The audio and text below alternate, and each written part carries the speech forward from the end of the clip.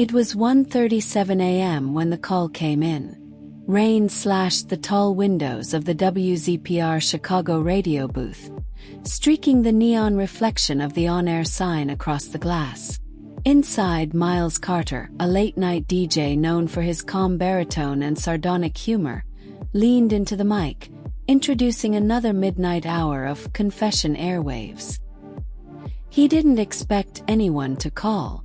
No one usually did at this hour. Most nights, the phone lines sat still, humming with quiet static while the city outside dissolved in fog. Then the red light blinked. He hit take line 3. A voice, low and almost trembling, filled his headset. "I did something terrible, and I think you should know." First, Miles chuckled. "You're on the right show for that, friend. Tell Chicago what's weighing on you." "I killed someone." Miles froze. The caller began describing a woman. Her clothes, her screams, the exact spot her body fell. Details too vivid to be fiction.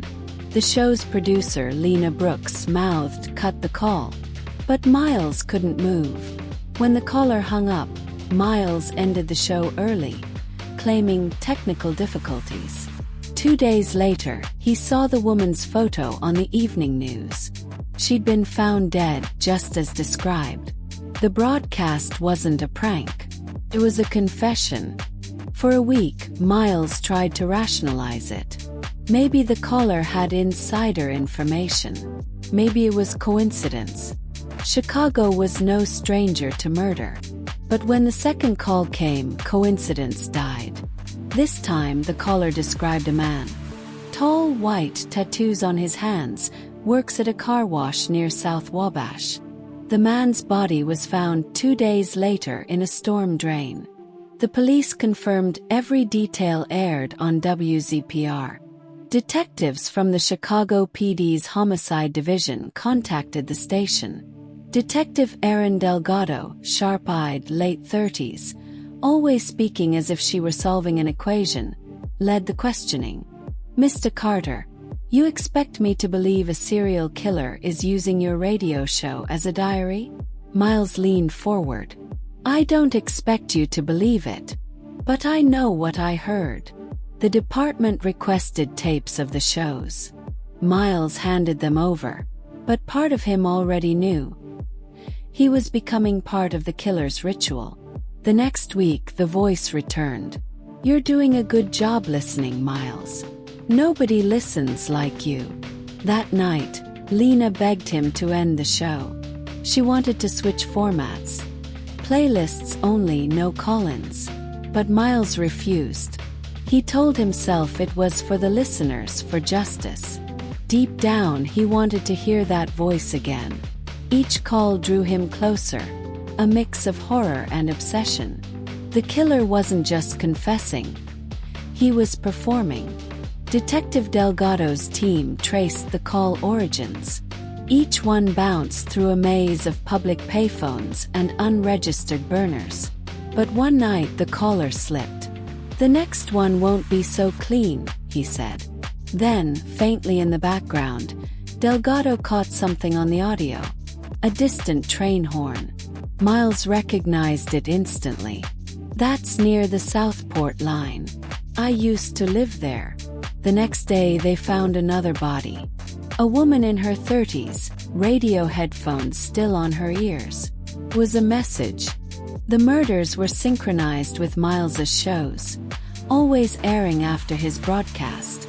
Each victim's location formed a crescent shape across the city map, pointing toward the downtown loop.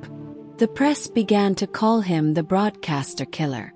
WZPR became an obsession for Chicagoans. Ratings skyrocketed. Miles was torn between guilt and fame. Strangers stopped him on the street.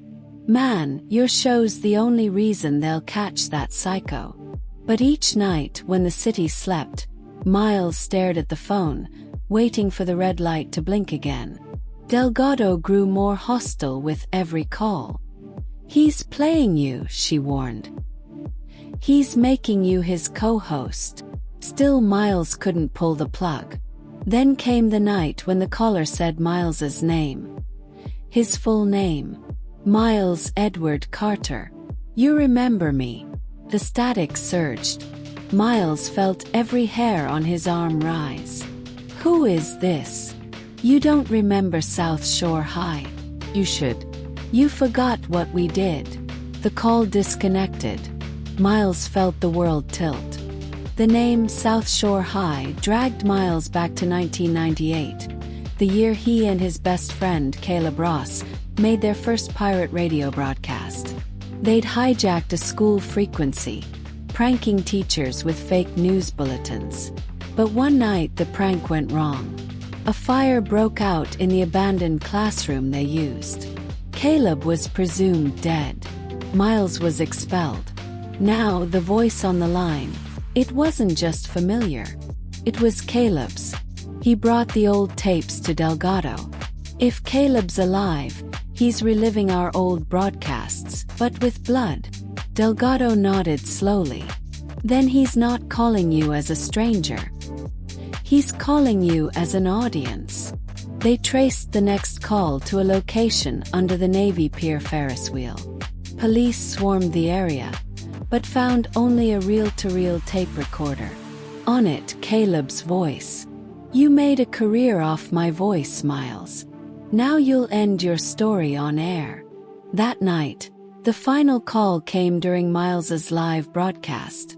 This is the final confession, Miles. I'm outside. The studio lights flickered. The security cameras went black. Through the rain-smeared window, Miles saw a shadow in the alley. Tall, hooded, standing beneath the flickering WZPR sign. He reached for the mic. Caleb, don't do this. I already did. A gunshot cracked through the broadcast, echoing across Chicago's midnight airwaves. The feed cut to static. 3 months later, Confession Airwaves was permanently cancelled. Miles Carter's funeral drew hundreds, from fans to fellow DJs. Detective Delgado stood in the rain outside the church, eyes hidden behind dark sunglasses, holding a copy of the final broadcast tape. Inside it, beyond the static, she heard one last whisper. Your turn to speak, detective. Police never found Caleb Ross's body. But every year, on the anniversary of Miles's death, WZPR's transmitter turns on by itself at 1:37 a.m., broadcasting nothing but faint static and a single voice whispering through the noise. I'm still on the air.